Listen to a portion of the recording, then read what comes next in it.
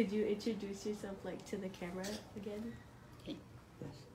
Well, I'm Brother Joseph Fabiano, and I graduated from St. Peter's from the 8th grade, and I used to live in the neighborhood. Okay.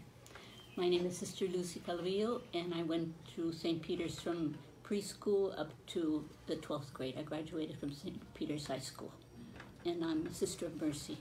So we read that, Sister, you are from Mexico, and Brother, you are from Italy. Do you know why your families decided to move to America? Yes.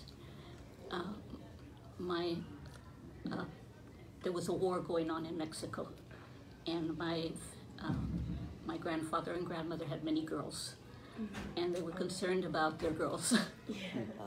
I was born in San Francisco. My parents came from Italy, and they came first, and they lived in North Beach for maybe 1 or 2 years.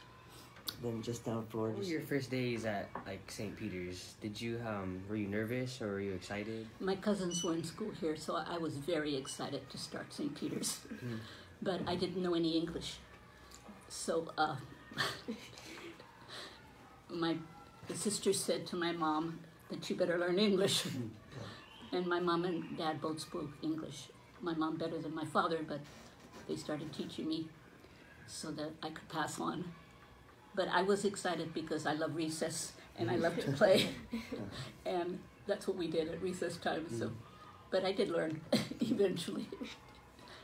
My dad opened a little business on 24th Street, and so as a result, I was able to come to the neighborhood Catholic school. Yeah. Was I nervous? No, because I'd seen so many different things, and like Sister says, you know, you're in the neighborhood, with your cousins and my friends who I would play with outside of my house, half a block away, who were here already, and everything was very comfortable. Do you have any teachers at St. Peter's that you still remember today, and what makes them memorable? I have a lot. The sisters really loved us. And that's so important, I think, for learning and for how you grow. If somebody loves you, you know, and they all seem to love us. So I thought that was very, very special. Did you always know that you were going to be a religious brother or sister when you were younger? What made you decide to become a Christian brother or sister of mercy? But then when I got to high school, like I said, I did keep praying about it, and I decided that was what God was giving me, a gift of vocation. But it was very, very hard because my parents did not want me to be a sister. My mother wanted grandchildren. And she thought that was extremely important. My father said whatever would make me happy, but my mother certainly wasn't agreeing with that. So it was very, very hard, and I went through an extremely depressed period trying to see what I wanted to do and what my mother wanted me to do, but I went, and it was for me. Yeah, I would say, you know, when I was a little kid, even during grade school, I thought I wanted to be a doctor. I wanted to help, you know, men, people, broken arms, and, you know, put a bandage on someone. Helping people kind of grew to a different way. Between those talents of learning and academics, you know, and also having a sense of God, like I said before, the two things kind of meshed. When I saw the brothers in the 6th, 7th, 8th grade, you know, how kind they were and friendly. They'd come out and play basketball with us, and or little baseball in the yard of some sort. They were just good guys, and I thought, oh, this looks interesting. And so I took the step in that direction. Did you enjoy being a sister and a brother? And what do you love about serving the church? It's the teaching of religion, okay? And that is a very interesting course for me because, you know, conveying that idea to the students, okay? We see we're on a path and young people are searching, and if we could just shake up the search, you know, and show and have them understand that God is so important in their lives. So the teaching of religion was very exciting. Do you enjoy being a sister, and what do you love about serving the church? Okay, I do enjoy being a sister. I enjoy community because I like being with the other sisters. You're in a very loving situation, and I think that's very important for any human being to be in a loving situation. And I like teaching because I like teaching little kids. But I did want to be a doctor too before I entered. But it is a helping, it's a healing profession because you get to talk to people who are hurting, and in certain ways your love heals. So it is good to be a sister. How do you think the announcement of the Vatican II affected the Catholic religion? It was a big, big change. And I think it probably went to extremes at some times with people, and so their vocations didn't last. And the church went through a lot of changes. I liked them personally. I thought it was a good chance to be mature. You get to make choices that made sense.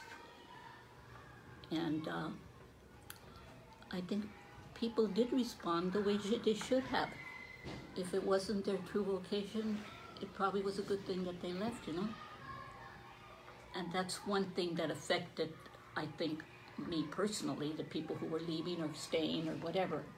But also the way community life changed. It was more familiar rather than so structured as it had been, more like a family. I liked it. Yeah, you know, there was a different emphasis on the gospel, understanding who Jesus was. How can we respond to Jesus? Is this a personal relationship? And it seems to me the Vatican Council is inviting all of us in these days, you know, to be in a personal relationship with Jesus, the Word of God. As a result, there's a kind of a community. Biggest change you've seen in St. Peter's community or in the Mission District?